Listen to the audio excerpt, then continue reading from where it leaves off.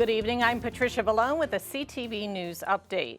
Growing concerns over in-person voting in Maryland take center stage this morning. Advocacy groups, health leaders, and elections administrators are calling on Governor Larry Hogan to change the state's November election to a hybrid system. Katira Jones is in Largo with more. The group Common Cause Maryland hosted a press conference this morning to discuss major concerns about the upcoming November election. Governor Larry Hogan has ordered election officials to conduct statewide in-person voting with absentee ballot options. But the organization wants Hogan to modify voting procedures. During the virtual meeting, health leaders said some of the risks of in-person voting include touching shared surfaces, poor ventilation at voting locations, and challenges maintaining the 6 feet physical distance practice. Public health experts stress that if every voter receives a mail-in ballot, it will lead to less people at the polls and fewer health risks. Reporting in Largo, Katira Jones, CTV News. The presidential general election is set for November 3rd. Delegate Julian Ivey is one of numerous lawmakers that are concerned about Hogan's decision to open polls on Election Day. He says a system of mail-in ballots, like what was done during the primary election, is the best option. 97% of Marylanders voted by mail in our last primary election. And now, in the heat of this global pandemic, we have a Republican governor who's worried about running for president. And so he's trying to get some more credibility with his Republican voters across the nation and with the Trump administration in Washington. And so he's looking to suppress voter turnout and voter participation by making this a very confusing task in order to actually have your vote be heard. I think it's the wrong thing that we should be doing here in the state of Maryland specifically, but also across the nation. Let's make it easier to vote, not more difficult. The County Board of Elections is encouraging everyone to vote by mail instead of in person. In order to do this, registered voters must request a vote by mail application no later than October 27th and October 30th for electronic ballots. You can also text VBM to 77788 to get the documents sent to your smartphone. In-person early voting sites will be open from October 22nd until the 29th, from 8 a.m. until 8 in the evening. If you are not a registered voter, you can register to vote at the polls during early voting and on Election Day. A sad farewell on Capitol Hill. The body of Congressman John Lewis leaves Washington, D.C. for a burial in Georgia. An honor guard this morning carried his casket to a waiting hearse that took him to Joint Base Andrews. From there, he was flown to Dobbins Air Base. Lewis, a civil rights icon who died recently at the age of 80, was called the conscience of the U.S. Congress. His body will lie in state at the Georgia Capitol building. CASA members rally outside of the Department of Homeland Security this afternoon. They're condemning what they claim is the dismantling of DACA, despite the U.S. Supreme Court upholding the program that prevents deportation of undocumented immigrants brought to the country as children. CASA accuses the agency of following President Trump's lead after it issued a memo that no new applications would be accepted and renewals would continue at the same price, but for half the time. 2 high court rulings instructed the administration to restore the DACA program to where it was 3 years ago before Trump tried to terminate it. COVID-19 cases continue to rise in Maryland. 761 new cases were reported today, along with 20 deaths. Prince George's still leads the state with 22,000 COVID reports. Montgomery County has the highest number of deaths at 748. In the district, Mayor Muriel Bowser is reminding residents to be cautious about out-of-town travel. She's urging residents to restrict trips to COVID hotspot states. If you do travel, Bowser says upon return, residents will have to self-quarantine for 14 days. Again, though, the idea here is that we all need to be mindful of where we go on our free time, because the only way that we will get our numbers down and keep them down is working together. The district reported 54 new COVID-19 cases today and 1 death. A dozen Black and Hispanic Prince George's police officers are pushing the department to diversify its leadership ranks and say the department has the authority right now to do it. In a letter sent to Acting Chief Hector Valles, the officers say that the department can use an existing promotion list. In April, officers were told that the 2020 promotion exam was canceled due to COVID-19. Thus, the department can use the existing list. An attorney for the officers say they intend to work with the county to achieve change. County Executive Angela Alsobrooks released a statement saying, in part, the county is reviewing all personnel procedures within the department with the goal of ensuring a fair and equitable process. And a new report finds racial disparities in police traffic stops in Montgomery County. According to the county's Office of Legislative Oversight, Black residents make up 18% of the population, but account for 32% of all traffic stops and 55% of the cases where an officer used force in 2018. In 2017, Blacks made up 44% of all arrests in Montgomery County. Latino men were twice as likely as whites to receive a traffic citation. Councilmember Gabe Albornoz says the findings provide evidence of underlying bias. Last month, County Executive Mark Elrich called for a top-to-bottom review of the police department. WMATA is losing almost $2 million a day. Now, Metro's general manager warns that the transit agency will need more federal funding.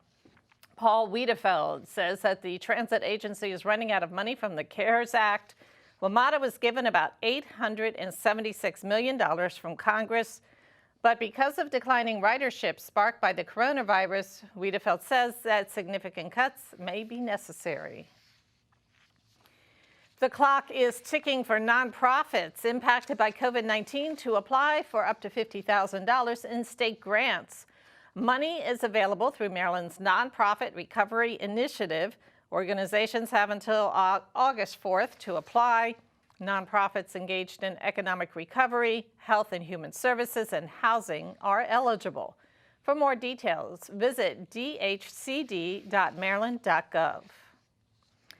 A Temple Hills vintage rental company went from curating furniture to sewing thousands of face masks for hospitals, homeless shelters, and even Native American tribes. CTV's Keisha Butts has the details. That's right, Something Vintage Rentals is producing face masks to donate to hospitals in the DMV area, including Children's National. So far, it's donated more than 5,300 face coverings to patients and healthcare workers. We recently spoke with the organization earlier this week. People have been super grateful, especially some of the smaller organizations, like it was a Community of Hope in Southeast. They really needed those to, get the mammograms and everything back up and working, servicing. Also, we've given them to a couple of homeless shelters, and they were really, really grateful because obviously there is a need for that in the homeless community as well. How does it make you feel that you are able to provide something, something of use for the community? I mean, it's a great feeling, especially when it was, the peak of the crisis around here. It was so needed. And honestly, we were getting hundreds of masks a day from volunteers, and it was just awesome to be able to connect them to the hospitals and use our logistics network that we normally use for deliveries, but this time we used it for mass deliveries. Something Vintage Rentals has donated masks to Community of Hope, Prince George's Hospital, and Doctors Hospital, and a Navajo tribe in Arizona. You can also purchase a mask. For more details, visit victorymaskdc.com. This is Keisha Butts with CTV News. Moving on to sports, the defending champs lose again. 1-1 from both, and a breaking ball hit high in the air, left center field. The outfielders collide, and where's the ball? Is it out? The ball is out. It's a home run for Vladimir Guerrero. For the second consecutive night, the Nats fall to the Toronto Blue Jays. The Jays, led by Vladimir Guerrero, hit 2 home runs and beat the home team 5-1 last night. Mark Scherzer takes the mound against Toronto tonight. And that wraps up our newscast. Thanks for watching. Join us again tomorrow at 4:30. Have a great evening. For the latest information on COVID-19 in Maryland, visit the State Health Department website. That's health.maryland.gov. Again, health.maryland.gov. Click the link to the COVID-19 information portal. There you'll find all the latest information about coronavirus. You'll find daily updates on cases and fatalities. Answers to questions about testing and the governor's stay-at-home order are available as well. For specific information about Prince George's, visit princegeorgescountymd.gov. That's princegeorgescountymd.gov. The site offers information about local services for residents and businesses. There's a link for COVID-19 relief donations. Also, food pantry locations are listed. And if you have any questions, call the county COVID-19 hotline at 301-883-6627. That's 301-883-6627.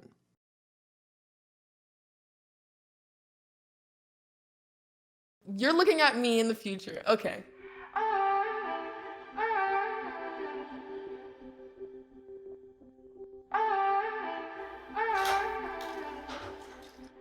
Hi, Isaac. Hi. Wait a second. Do you know who I am? Julia. This is Jaina. Into the future. I just wanted to talk to you about what happened with those two girls. Oh, yeah. Do you remember it was this girl that I was getting bullied by that one day at PE when they were like yelling at me, and then you just linked arms with me? I don't think you know how much like that helped me, because like I finally like knew that I had somebody. Because of you, Isaac, and what you did for me years ago, I grew up to be more independent and love myself and just be a little bit more confident. Aw, I'm like a little tearing up right now. Just to see her in the future just blossom and look beautiful, and that was really amazing. Here are your AARP top tips on caregiver preparedness during coronavirus. First, form a caregiving team. Create a list of people in your family and friend network who can help with caregiving tasks. Take an inventory of supplies in your loved one's home. Try to have a 2-week supply of essential items. Make a list of the care recipient's medications and medical contacts. Be sure to have prescriptions on hand and ask the pharmacist for an extra 30-day supply. Make a plan to stay connected. To prevent social isolation, set up available technology to help loved ones stay connected and schedule regular chats. Finally, maintain your own self-care. Follow the Centers for Disease Control's guidelines for coronavirus safety. And have a backup plan for care in case you become ill. For more caregiving tips during the coronavirus pandemic, go to aarp.org/caregiving. There was a time in my life where I was extremely homesick. I decided that I needed a pet.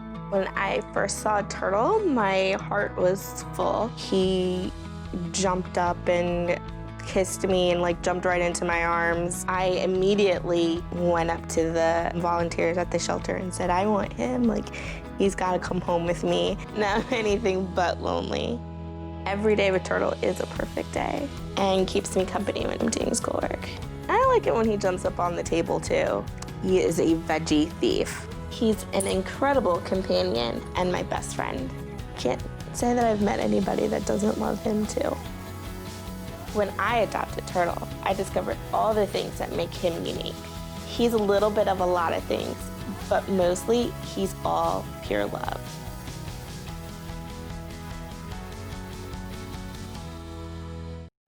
I moved to Florida with literally pennies in my pocket and a prayer. I needed a new start. Dacian looks like a very typical 3-year-old until you ask him, what's your name? How old are you? My son has a lot of behaviors that would show as being autistic. Most kids can tolerate a variety of foods, but unfortunately for Dacian, everything has to be organic and raw. I wasn't ashamed to go to the food pantries. It's expensive to eat healthy, and nutrition is very important to Dacian's health. The healthy, organic food that we receive dramatically helped his social skills. Most people would say, she really doesn't have much of a life. But to me, I have everything right there next to me in my son.